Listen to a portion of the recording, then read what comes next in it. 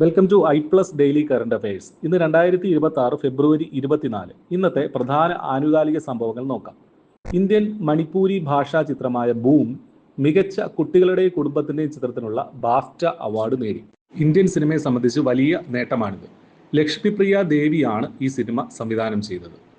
ദേശീയ ഭീകരവിരുദ്ധ നയമായ പ്രഹാർ ഇന്ത്യയുടെ ആഭ്യന്തര മന്ത്രാലയം ആരംഭിച്ചു. ഭീകരതയോട് വിട്ടുവീഴ്ചയില്ലാത്ത സമീപനം രൂപപ്പെടുത്തുന്ന നയമാണിത്.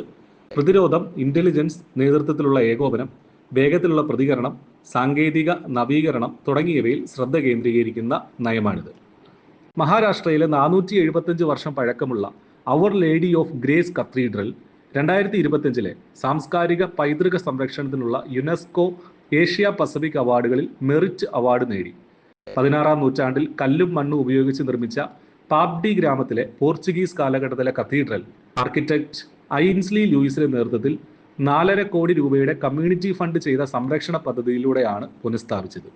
ഡെയിലി കറണ്ട് അഫയേഴ്സ് ലഭിക്കാൻ ഇപ്പോൾ തന്നെ ചാനൽ സബ്സ്ക്രൈബ് ചെയ്യും.